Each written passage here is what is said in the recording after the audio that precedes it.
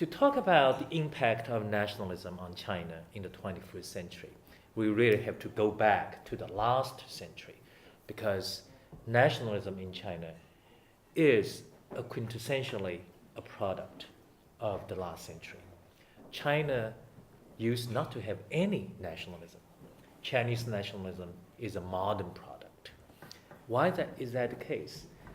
Very interestingly, there are two reasons.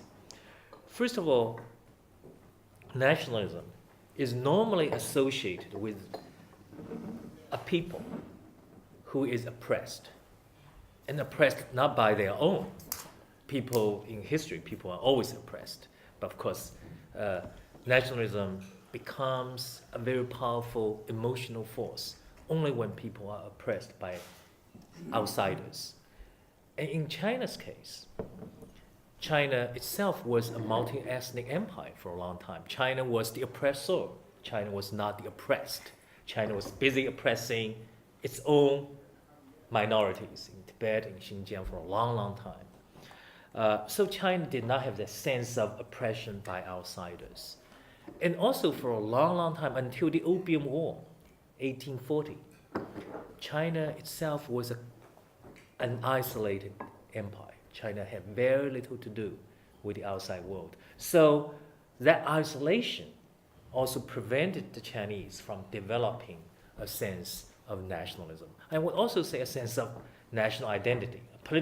Nationalism is a political sentiment. But as soon as China began to be in contact with the outside world, and that contact was disastrous for China because China was very weak. China could not contend with powerful industrialized nations such as Great Britain and France and later Japan at that time. So China did not fare very well in that contact. And that disastrous experience led to the birth of Chinese nationalism. In fact, you can place a date when Chinese nationalism came into being, and that's 90 years ago. The exact date is May 4th, 1919.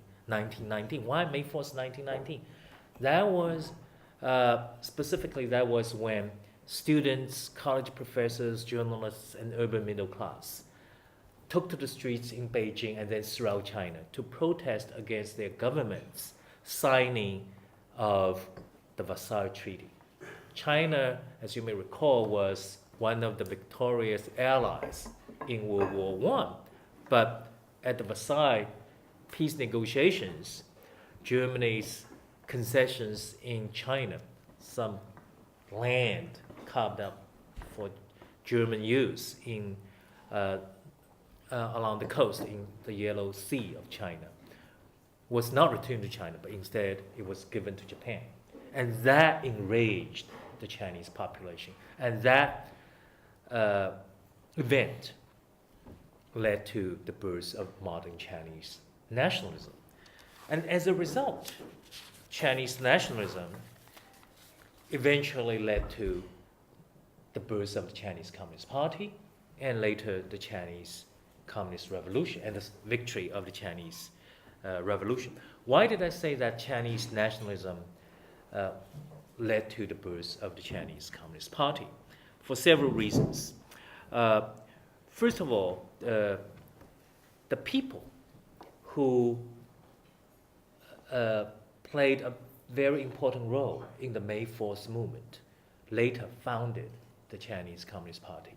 In other words, Chinese nationalists were well represented at the beginning of the Chinese Communist movement. It was, well, we're not going to go into that movement, but the Chinese Communist movement itself was a combination of orthodox Marxism, Leninism, but also native Chinese nationalism.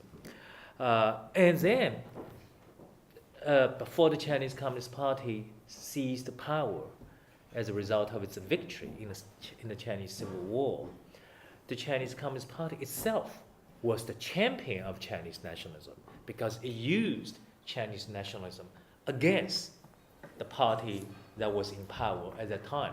Ironically, that party is called Chinese Nationalist Party, or KMT, as its initials stand. So I think that period of history, I'm not going to go into a great detail of that, but as a result of the birth of Chinese nationalism, in a space of 40 years, in the space of 30 years, 1919 to 1949, the Chinese Communist Party captured the Chinese state. And one of the most memorable words ever spoken by a Chinese leader was that spoken by Mao when he announced the founding of the Chinese People's Republic. This is what he said, and it really stands out as a statement of Chinese nationalism. He said, the Chinese people have stood up, because before that, implicitly Chinese people were oppressed by the outsiders. But the moment Chinese nationalism triumphed in the form of a victory for the Chinese Communist Party was also the moment of the decline of Chinese nationalism. So after 1949, Chinese nationalism went into a 20-year decline, almost 30-year decline, because the Chinese Communist Party went in a different direction. Chinese Communist Party, under the leadership of Mao Zedong, began to become very, very radical in its domestic and international policy. And the driving force was not nationalism. The driving force was a combination of Mao's personality cult. You cannot have nationalism on the one hand and a personality cult at the same time on the other, because they just don't sit together very well. And in its external behavior, Mao firmly believed in the idea of revolution, of anti-Western revolution. But that was international in nature, not national, as of advancing Chinese national interest.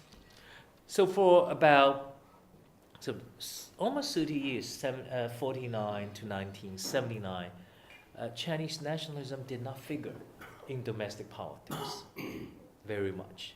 Well, if you want to be very strict about this, you would say it figured a little bit during the war with the U.S. in Korea. But soon afterwards, nationalism gradually exited the political stage in China. It came back with the end of the Maoist rule in China, 1979, when China began to open to the outside world. The rebirth of Chinese nationalism in 1979 went through several stages. The first stage, and in retrospect, I would say, probably was the most promising stage, the 1980s. And Chinese nationalism was marked by a distinctive liberal characteristic. It was an awareness of China's backwardness, and nationalism, to the extent that it has an objective, was sort of catching up with the West, was to learn from the West about the secrets of its scientific progress, about its economic modernization. And I was in China in the 1980s. I left China in 1984. And in those days, China, from parts of the elites who were in the liberal elites who were in the top leadership positions, to the intelligentsia and to the ordinary people, there was a very strong and genuine desire to be part of the world and to be part of the liberal world, not just economically, but also politically. So that was the decade of intellectual enlightenment for China. Unfortunately, all of that came to a stop in 1989. From then on, I think Chinese nationalism took a very dark turn, away from this liberal orientation to a much more classical, nativist, and xenophobic form of nationalism. Why 1989? Of course, we all know about Tiananmen. Tiananmen marked the end of China's liberal experiment. The leaders who wanted to open up the Chinese political system were all forced out of power. And then a more conservative group came to power in 1989. And 1989 also marked China's isolation because of the repression of the student movement in Tiananmen Square. And 1989 also was the year communism collapsed in the former Soviet bloc. So the Chinese Communist Party was under siege. Internally, it was very unpopular. The economy was not doing very well. And then the bloody suppression of the student movement also alienated the Chinese government from its own people. And then internationally, it felt it was under siege because communism was collapsing in the former Soviet bloc. So the Chinese government began to resurrect the more xenophobic form of nationalism to play upon this very sensitive feeling of victimhood. Because once you have been oppressed by outsiders, you have this strong sense of victimhood. So in the post-1989 period, you can see a very coherent, well-organized, and very deliberate effort by the Chinese Communist Party to cultivate nationalism among ordinary Chinese. But we cannot say that modern, sort of contemporary Chinese nationalism is solely a product of political manipulation by the Chinese government. It's a much more complex phenomenon. If I say that Chinese government was responsible for creating contemporary Chinese nationalism, then I will be giving the Chinese government too much credit, because you can be successful only for a little while, but to sustain a broad-based popular sentiment, you need something a lot more. But the Chinese government did play a very important role. So in my judgment, Chinese nationalism really is the product, today, the contemporary Chinese nationalism is the product of four distinctive forces. One is a political manipulation by a one-party regime who is very insecure, who feels itself illegitimate, who considers itself illegitimate, and who wants to derive political legitimacy, not just from economic growth, but also from emotional support from its own people. And if you go to China, and I'm sure many of you have been or will go, all I want you to do if you go to the Great Wall, go and visit the Great Wall Museum. First of all, this museum was not there before 1989. And then you look at the sign next to the museum, and I hope the English translation is correct. Because when I was visiting that museum a few years ago, it says, this is a base for patriotic education. And there are many such bases in China.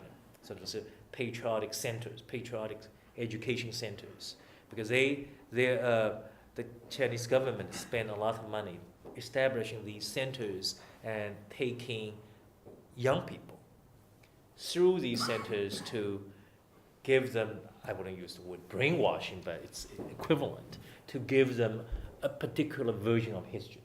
And that particular version of history typically emphasizes, the Chinese Communist Party has been consistently the defender of China's national honor, national interests, and national sovereignty. And B, the outsiders have been victimizers of the Chinese people. And the message has been very, very clear. And then another thing that was done in the 1980s was the rewriting of history and the introduction of this particular form of official history into into high school textbooks, into middle school textbooks. Uh, and as a result, of course, a particular, as I said, a very a version of history that is very favorable to the Chinese Communist Party has now been the standard version of history in China. But as I said, it's a very modern, contemporary Chinese nationalism is a very complex product. The second force that's driving Chinese nationalism has actually nothing to do with the Chinese government. It is a very spontaneous sort of a revival of Chinese culture. Because until during the Maoist rule, so 49 to 76, Chinese culture itself was suppressed, traditional culture. But since the 1980s, and then especially since 1989, there was a rebirth of Chinese culture, theater, history, traditional music, movies, arts, and so forth. And as a result, Chinese people, ordinary Chinese people, began to identify with the cultural aspects of Chinese nationalism. And they feel quite proud of China's own cultural and historical legacies. So this is another force. And the third force is a very strange but understandable phenomenon. That is, after 1989, the West began to be very critical of China's human rights record. China was the only surviving major or the major one-party state in the world, and became the replacement of the Soviet Union as the so-called evil empire. And when China was treated for a time as a pariah, and even after relationship with the West was restored, criticisms of China, especially its human rights record, the treatment of the Tibetans, were quite loud and strong in the West. And for the Chinese, this kind of criticism did not go very well for average Chinese. On the one hand, the average Chinese did not like their government. But on the other hand, they don't want foreigners to criticize China, because they sometimes confuse criticisms of Chinese policy with criticisms of China. And as a result, they took enormous offense at outside criticisms. And that reaction, very spontaneous, not manipulated by the Chinese government, was taken advantage of by the Chinese government. And it was used to reinforce the idea, the conspiracy theory, that the West would not want China to become strong. The West always has a conspiracy to divide China. So this, even today, if you go to China and ask people, especially on the issue of Tibet, they're going to give you a genuinely felt explanation about why they think the West is out to get China. And then finally, the fourth reason was that China's economic takeoff revived the civic pride in China's ability, because for a long time, the Chinese people lost confidence in their country's status as a great power.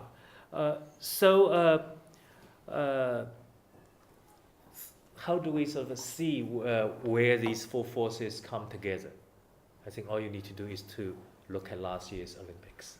You can see every aspect of, and look at specifically at the opening ceremony, and then take a look at how the Chinese public reacted to the torch relays, the protest surrounding the torch relays exactly a year ago. Because you see government manipulation, you see genuine civic pride, you see this anti-West reaction among the public, and then you see the revival of Chinese culture. So what about the future? Because this is now contemporary Chinese nationalism is a reality. It is a powerful force. But will this force drive China in a more positive direction or in a more negative direction? The short answer is that we do not know. It really depends, I think, at the end of the day, on what the Chinese government does. But let me sort of explain why this is the case. First of all, we have to be clear that Chinese nationalism today is quintessentially an urban elite and basically a phenomena restricted to the younger educated population.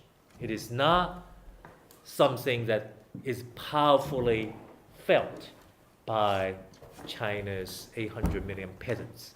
If you ask somebody who is working the field how he feels about the West, probably you're not going to get a very coherent response. But on the other hand, if you talk to a college-educated young man in China, you're going to hear a great deal. So, second is that nationalistic feelings are intensely felt in China, but they're intensely felt, as I said, only by a small number of people. The expression of nationalism is most visible on the internet. And like elsewhere, because internet has become a forum for fringe opinions, for radicals, for extremists in China. However, the power of the internet is such that a small group of nationalists can have an unusually large effect on public opinion, even on influencing the Chinese government. And the third point I want to make in this respect is that the targets today are, as always, the West. Japan, EU, Europe, and the US. But unlike the 1990s, when human rights issue in China was the dominant theme, today I think it's much more diverse. Chinese economic activities abroad, and I think Tibet. For some reason, the Chinese separate Tibet from their domestic human rights issues because they think Tibet is distinct. It's not part of China's religious persecution or China's legal system. And Chinese nationalism today is also a very valuable asset for the Chinese government because it can be used for two political purposes. One is to put the West on defensive because the West has this very unpleasant history with China, and China can always call upon or resurrect that history to embarrass the West, to weaken the moral superiority felt by the West, and also to enhance the effect by saying that it's not just we, the government, feeling this way, it's the entire nation.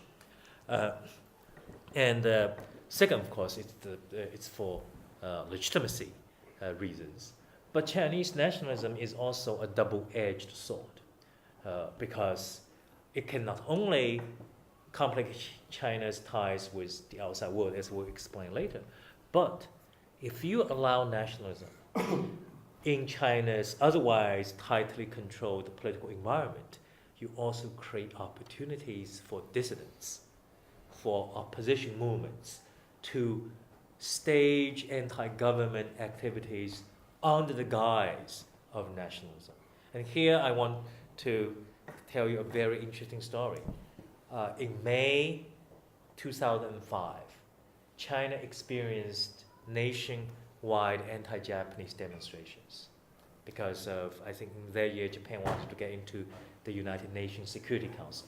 And on the internet, 20 million people signed their names calling for the Chinese government to oppose Japan's effort. Initially, the Chinese government encouraged this, but spontaneous anti-Japanese demonstrations erupted throughout China. So for the first 2 or 3 days, they were anti-Japanese.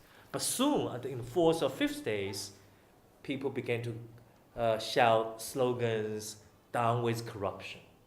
Uh, so, and then the government quickly moved in and shut down the protest. So it shows that it can be extremely dicey to play with the fire of Chinese nationalism. And now I want to say some how sort of a Chinese nationalism has really complicated China's dealings with the outside world. Because on the one hand, as I said, the Communist Party is very sensitive to criticisms from the Chinese people that it is not defending China's national interest. You may remember one of the things Premier Wen Jiabao said recently that got a lot of press attention. He called on the U.S. to protect China's $1.2 trillion in American debt, because China is the largest holder of American debt. Why did he say this? I think he was being attacked. I mean, the Chinese government was being criticized in China for not protecting China's interests. So he had to respond to that kind of criticism very publicly. And of course, once he said this, it became an international issue. And then I think the U.S. had to reassure the Chinese. The second is that the information revolution has made it very difficult for the Chinese government to tame Chinese nationalism, because today the Chinese government cannot shut down the internet as easily as most people believe, because the people who use the internet are very clever. They can always start a sort of grassroots revolution that will embarrass the Chinese government.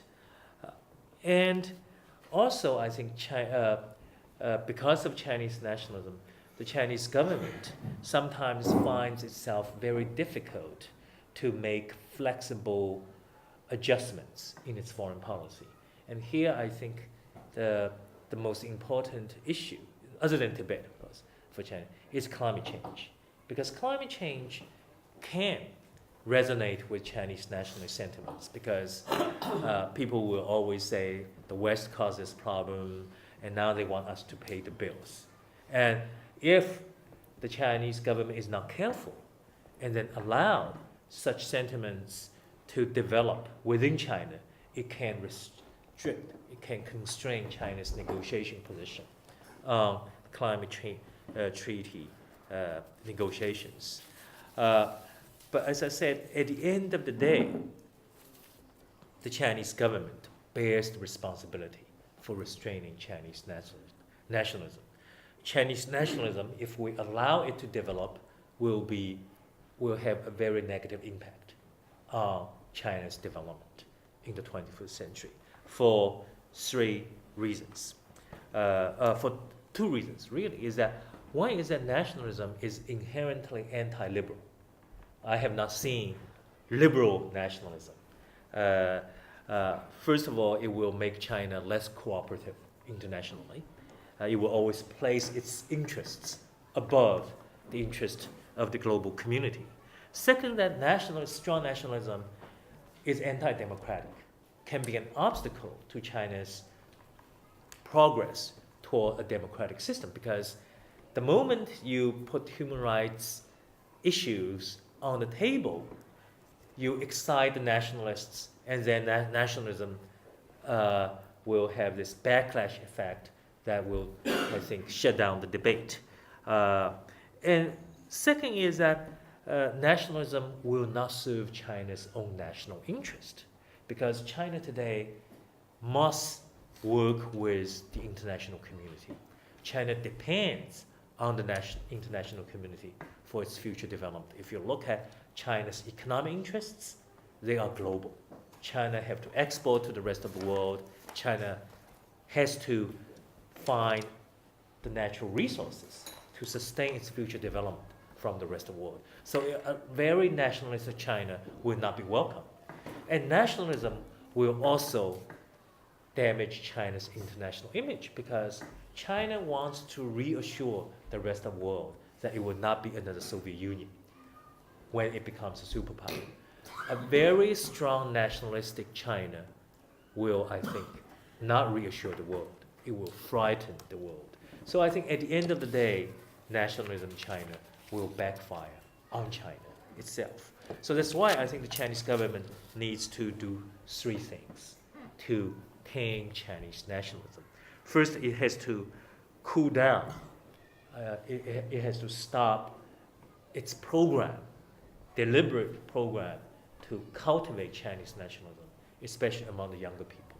Second, I think it has to, because the Chinese government still controls the media to a great extent, so it has to tone down propaganda, the anti-West nationalistic propaganda in the Chinese press. I think it's because right now China is in a quarrel with Sarkozy, and in the Chinese press you see just very nasty, officially sanctioned propaganda about the French, about Sarkozy, very nasty words. That kind of propaganda does not serve China well, and it's also uncivilized. And the third and most important thing China has to do, the Chinese government has to do, is to get the history straight. Because Chinese history, official history, is full of lies. And those lies are bringing up, not poisoning, distorting the facts of history, and are educating generations of people in China who grew up not truly understanding the facts of history. So when you talk to the younger people in China about Tibet, you think they're not talking about Tibet. They're not talking about, their version of Tibet is so influenced, or is solely based on the official version, that a civilized dialogue becomes impossible. I think I'll stop here and then take some questions. Thank you very much.